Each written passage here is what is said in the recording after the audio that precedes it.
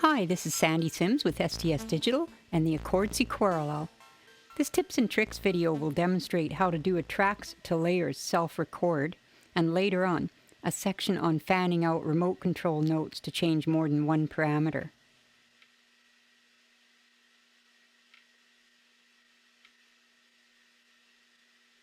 Self-recording requires patching a TRS splitter from the MIDI output back into the MIDI input. It's super important that all of the MIDI input channels are turned off to prevent a MIDI feedback loop occurring. After this, it's safe to patch the output back into the input. This works because layers record input taps off the MIDI input before the mask, which stops some channels from getting merged to the output. In the layer record options, it's important to turn on Rec Lay Mute so MIDI output doesn't loop back into the record. After this, it's safe to patch the MIDI loop back. Let's do this setup. I have pre-created a couple of TRAX tracker sequences that we'll be recording into layers. First, let's add a layer quick box. Now in MIDI push, let's have a look at which channels are being used. MIDI out will flash the channels that the MIDI data is streaming from.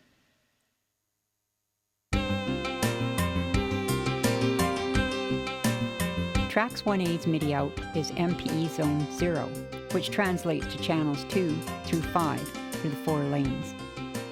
Channel 10 is the drums, of course. We could just block these channels, but on a MIDI stop, vital channel settings like volumes, pans, and sustain pedals are reset on every channel that has been used since power up, so these would cause loops on other channels that aren't blocked. Here's some channels disabled on the MIDI output. We'll be recording each channel separately this way.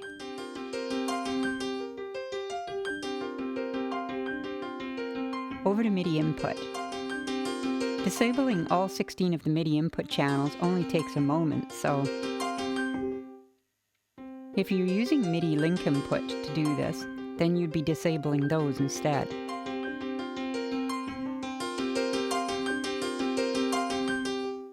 There, done.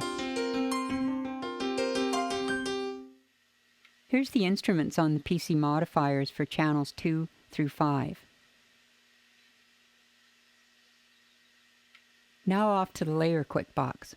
Just to mention, any layer box step sequencer can now be accessed even if it's not in the playlist, as of version 1.5 I think. So in the layers record options, we'll turn on one-shot recording as we only want one layer per channel. Then, as mentioned, turn on record muting so notes don't run away in the loopback. Because there are a lot of step noteFX in the TRAX tracker sequence, we'll do 16 bars.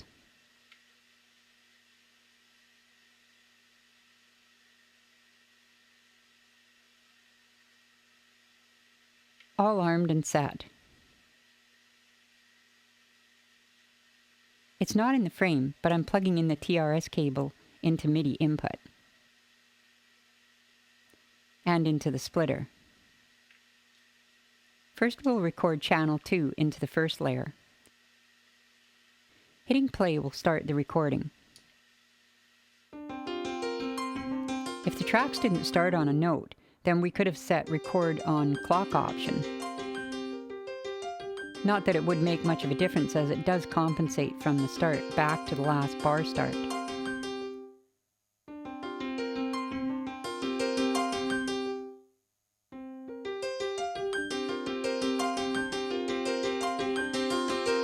There, the first layer is in.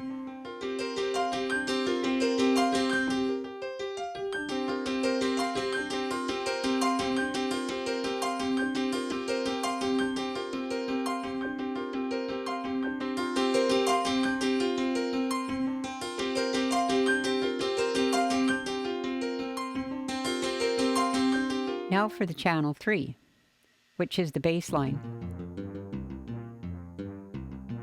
I had a VCO patch to channel 3 on gate jack 2, which I'll put back after. You can still see the green LED flashing though. So let's record in channel 3.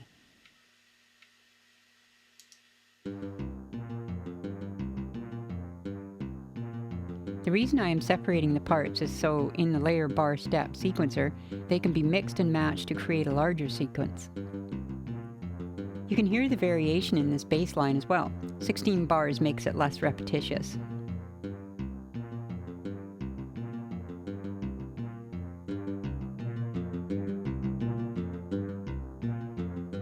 Okay, we're done with that.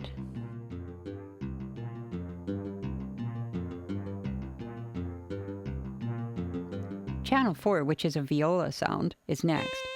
I have a varying glide applied in its noteFX in TRAX, also a bit of detuning. This will all be recorded. The vibrato amount is being modulated by an envelope on road 1. You can see the yellow LED following. This same envelope is also modulating the dual oscillator in the SDS VCO for the bass we just did.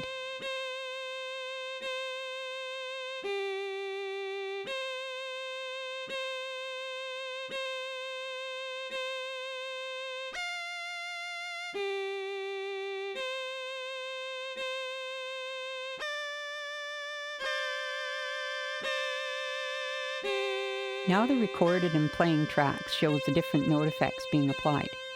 This was done with microarp offsets and randomization of the microarp start. I use this quite a bit to get alternate notes as it can be quite interesting how they interact. Channel 5 has a coda voice, which also has some noteFX variations with microarp like the viola. It also has some detuning, as you can hear.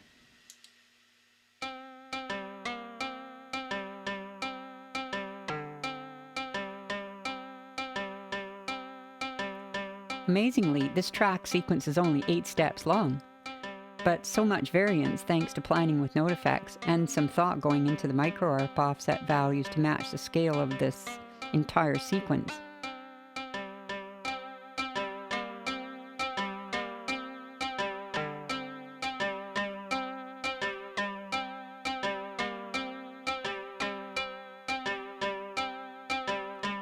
Finally, the drums on channel 10.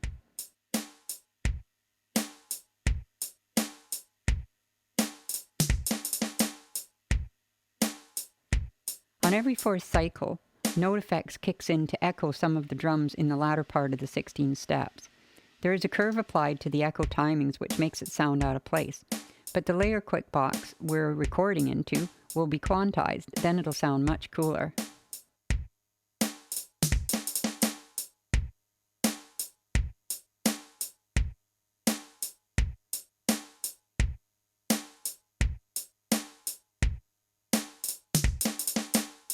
There it is.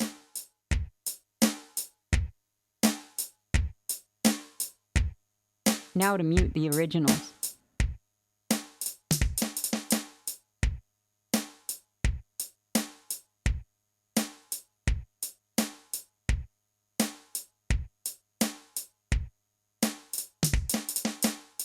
Bringing back all the channels to MIDI output, here's our 5-layer recording.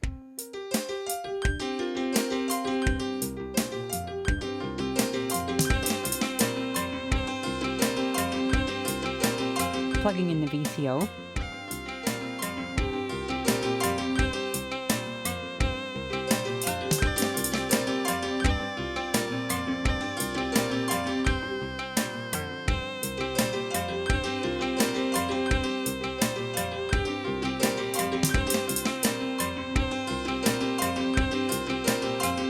The first thing to do is change gate jack 2's source in CV mode for the bass VCO.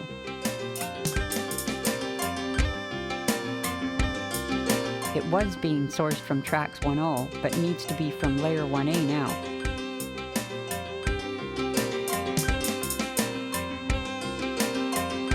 Or MIDI out. I'll leave it there. Channel 3.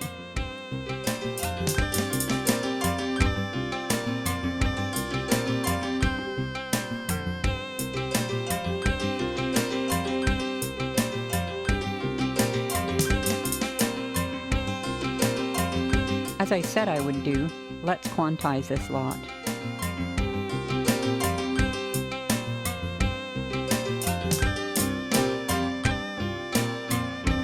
One-quarter is at the clock rate, so will be 2 cores for general use. 1/8 is always a nice quantization though. Here's the layer bar step sequencer. I'll do some modifications and thinning of layers.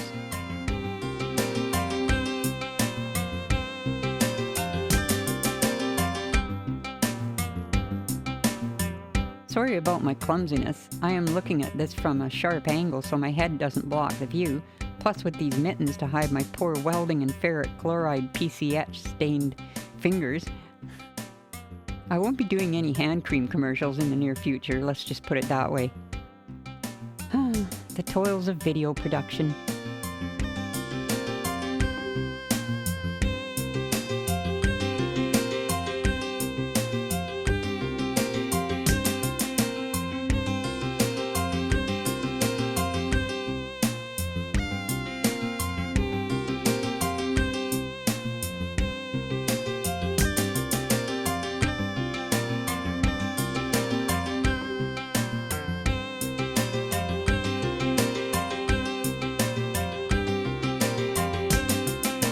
MPE Zone 1 in this capacity is channel 15, 14, 13, and 12. MPE Zone 0 is what our original channels are.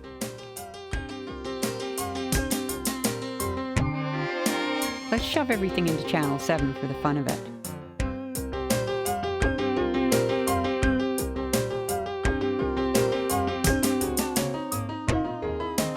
Once a step is entered for editing, the bar step sequence pauses on that step so editing can be heard immediately.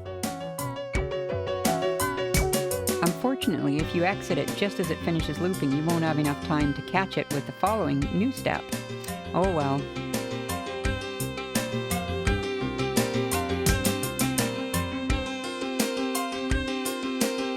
This one I want to make unique. You may have noticed that I set the bars for these last 2 steps to 8 bars. Any layer in this step that isn't in the first step at the top will just continue playing out its 16 bars once it loops, but without these effects applied.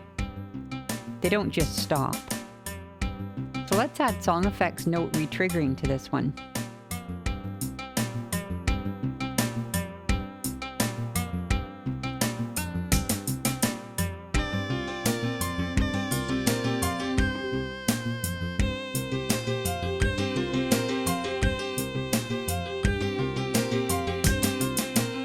Nope, I think I'll leave transpose from song effects alone.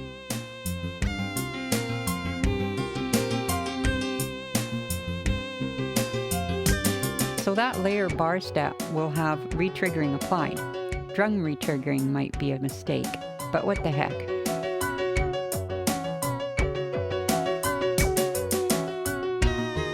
Here it is playing.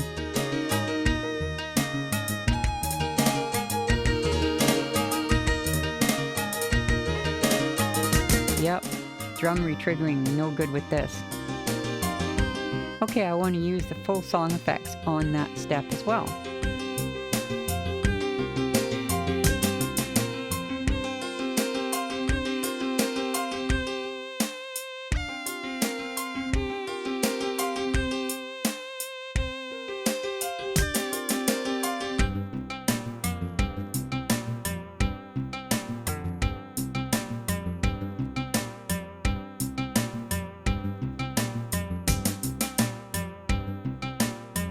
Apply a scale?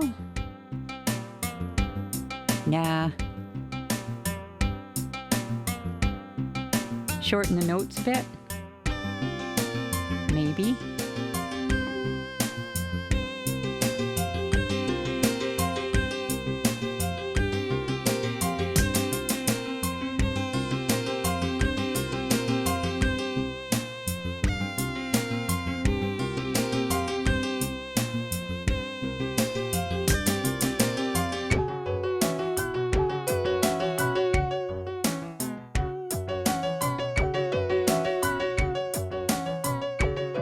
Okay, here it comes. That's cool.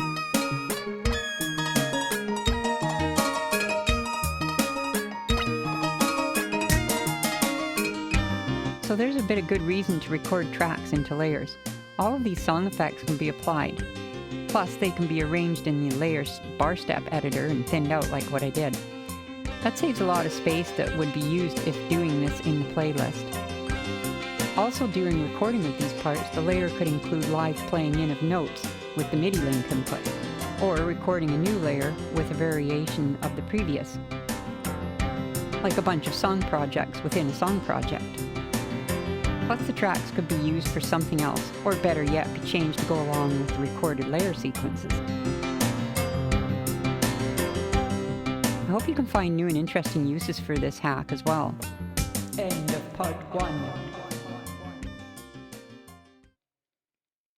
The second part of tips and tricks number 3 is a way to expand a remote control note to control multiple parameter changes. The way to do this cool deed is by remote control arming playlist blocks that have PLFX attached to them. These blocks can be on any track, but we'll use the automation track even though it can only have 4 PLFX numbers. If you run short though, TRAX tracks can be used and each of those has up to 7 PLFX. Never say never, right? So the way to do this is initially in the remote quick box. Set the channel. Then, I would recommend use song only. You wouldn't want these notes randomly arming blocks and other song projects.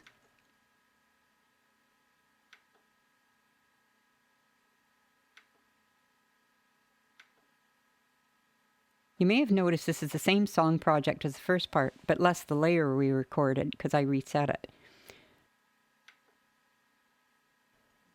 Now into the playlist. Let's add some blocks in the automation track. They need to be spaced apart so they don't flow into the next, unless that's what you want, which would be cool too, really. So the first or initial PLFX should have some of the values you want to return to. PLFX1 can be the first.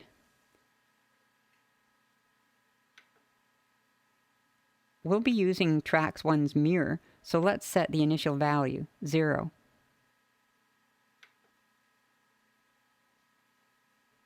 There it is in the list.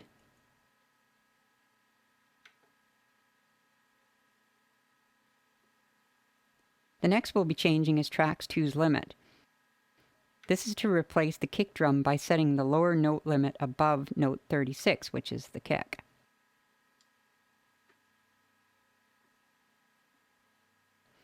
The third modifier in this PLFX1 bundle is going to be the TRAX1 scale quantizer.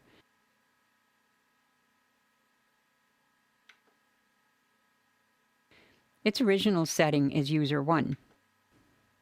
There it is. And for the last initial state we can fit here is TRAX1's bottom step.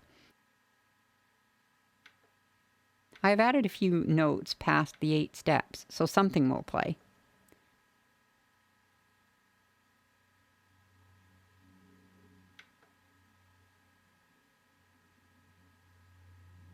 Okay, so that's PLFX1 attached to the first automation block. These auto blocks won't do anything other than the PLFX as they're empty, but default to 1 bar, so arming them will be by the bar. This could be changed to 4 bars or whatever if it suits better. So on to PLFX2.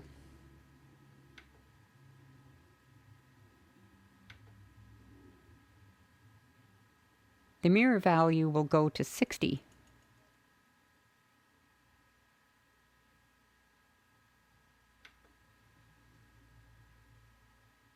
And hit the S button.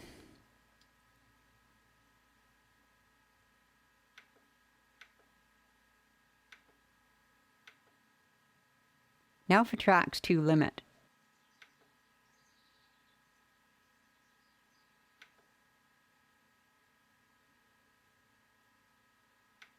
As I mentioned, this sets the lower limit to 37 to exclude the kick drum. An odd method, but it works.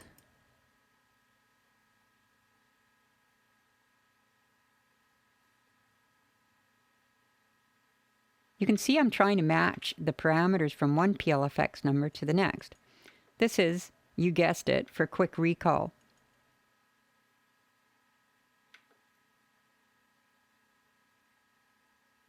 So there's the scale. It will be scaling to a minor triad in this PLFX too.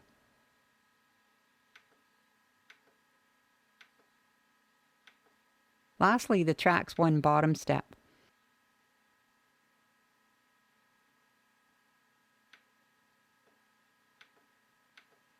I have made enough notes to go to the 4th step.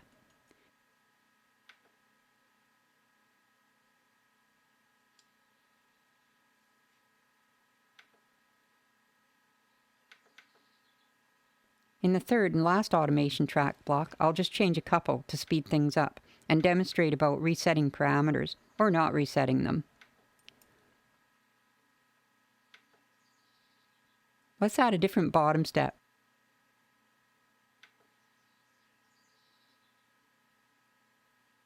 Maybe 3 to make it interesting.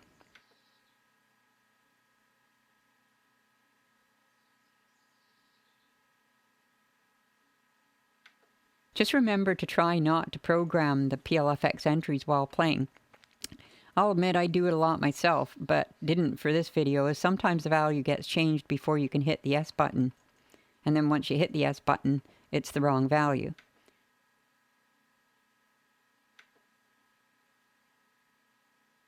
And mirror to 72 for this 3rd one.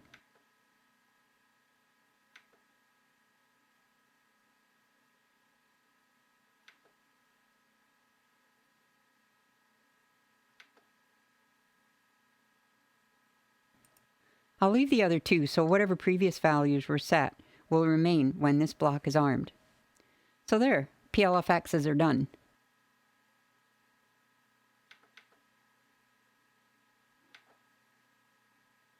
Let's have a listen.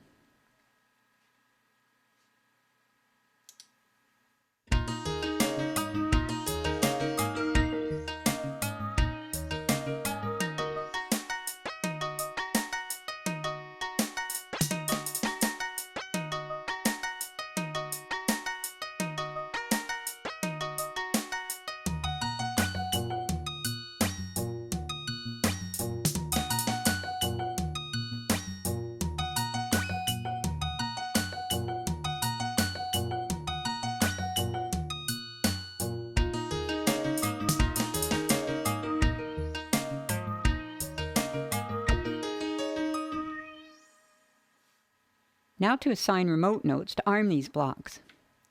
Firstly, this one caught me out a few times before. Make sure that the track remote overlay isn't active in settings. It'll learn okay, but won't remote control until that is disabled. I mean, if notes are underneath it, which in this case they will be. Hit Learn Song Remotes. I'm going to use FL Studio in place of a real keyboard because the lighting is poor in the studio at night.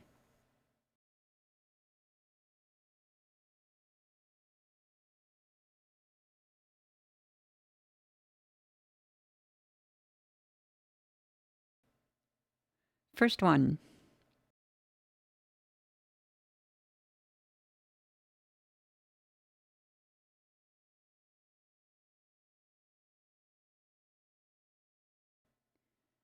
Second one.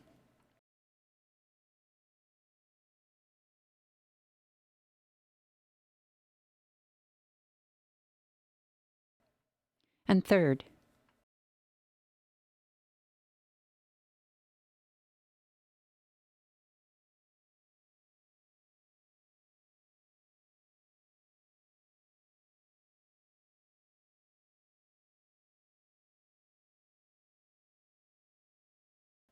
Having a look under the remote quick box,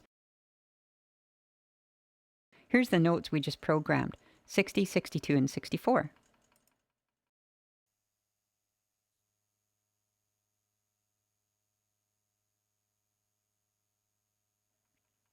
Okay, let's give it a try.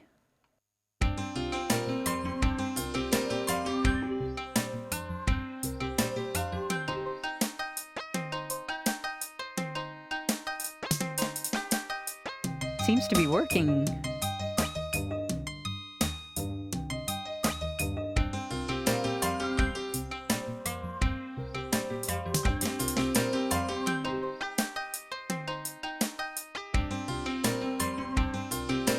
Notice how when I go from the second to the third, the kick limit mod and the scale remain as set by the second? But if I go from the first to the third, the kick is still there and the scale is still the same.